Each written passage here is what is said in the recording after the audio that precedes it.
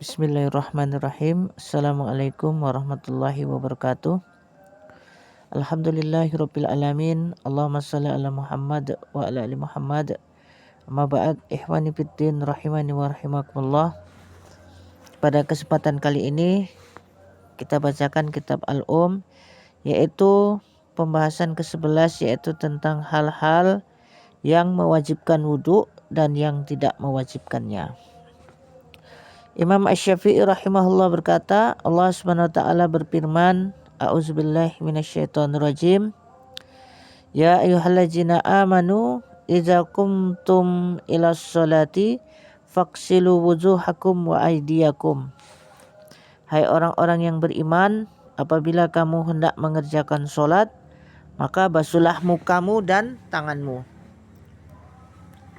Quran surat Al-Maidah surat kelima ayat ke-6. Makna tekstual ayat petunjuk. Makna tekstual ayat petunjuk bahwa orang yang bangun menuju sholat itu wajib wudhu. Dimungkinkan ayat ini turun berkaitan dengan makna yang khusus, sehingga saya mendengar orang yang pengetahuannya tentang Al-Quran saya apresiasi dengan baik mengklaim bahwa ayat ini turun berkaitan dengan orang-orang yang bangun dari tidur. Pendapat ini dikembalikan oleh Malik dalam Al-Muwatta, yaitu pembahasan bersuci bab wudhu selepas tidur. Saya menduga pendapatnya inilah yang benar, karena dalam sunnah terdapat dalil bahwa orang yang bangun dari tidurnya itu harus wudhu.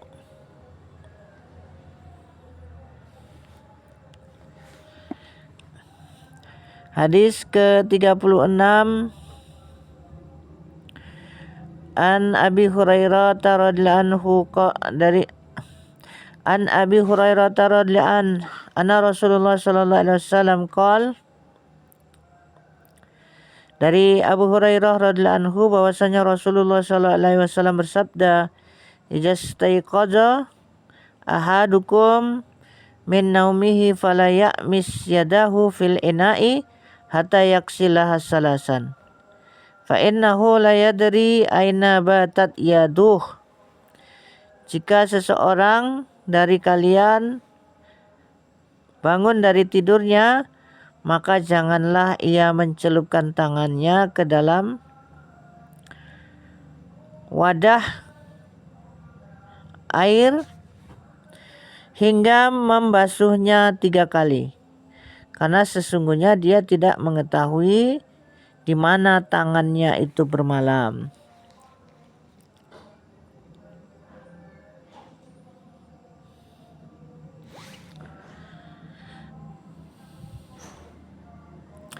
Selanjutnya hadis nomor 37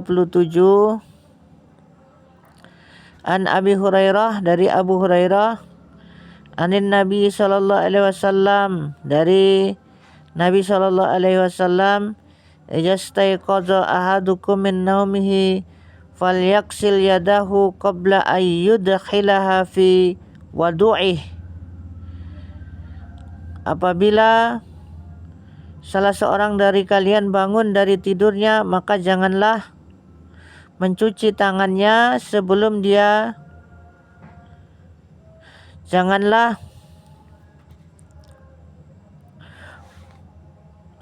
apabila seseorang dari kalian bangun dari tidurnya, maka hendaklah dia mencuci tangannya sebelum memasukkannya ke dalam bejana tempat wuduknya. Fa innahu la yadri aina batat yaduh, karena dia tidak tahu di mana tangannya itu bermalam.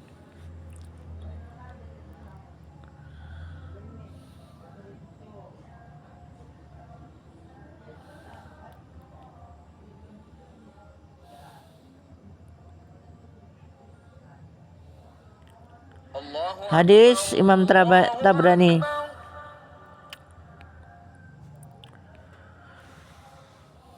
Pembahasan bersuci bab wuduknya orang yang tidur ketika ia bangun sholat. Ada tanpa keterangan 3 kali. Sebelumnya telah disampaikan riwayat Muslim dari Abu Zinad, dan Muslim menggarisbawahi bahwa di dalamnya tidak ada redaksi 3 kali. Silakan baca takhrij hadis sebelumnya. Kemudian hadis ini juga diriwayatkan oleh Al-Bukhari, yaitu pembahasan wudhu bab cebok dengan batu sebanyak 3 kali dari jalur Malik tanpa ada redaksi 3 kali. Al-Bukhari tidak melansir riwayat Sufyan dari Abu Zinad yang diriwayatkan oleh As-Syafi'i di sini. Sedangkan dalam riwayat Sufyan dari Abu Zinad disebutkan redaksi mencucinya 3 kali.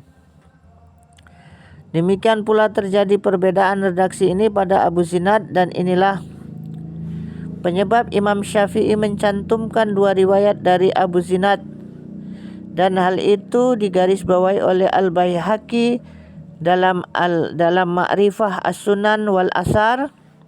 Akan tetapi ia berkata Asy-Syafi'i dalam bab ini meriwayatkan hadisnya dari Sufyan dari Abu Zinad sesuai dengan redaksi hadis Sufyan dari Az-Zuhri, yaitu maksudnya dalam bab tentang mencuci tangan sebelum wudu. Sementara Asy-Syafi'i di tempat lain meriwayatkan darinya dan dari Malik sesuai dengan redaksi hadis Malik, dan itulah yang benar. Maksudnya tanpa kata 3 kali, yang dimaksud dengan tempat lain adalah di sini. Akan tetapi dapat ditegaskan bahwa riwayat Asy-Syafi'i di sini, dan itulah yang disyaratkan oleh Al-Baihaqi dengan pernyataan di tempat lain.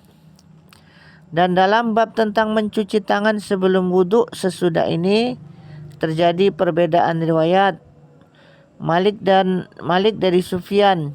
Jadi riwayat Malik tidak mencantumkan kata 3 kali.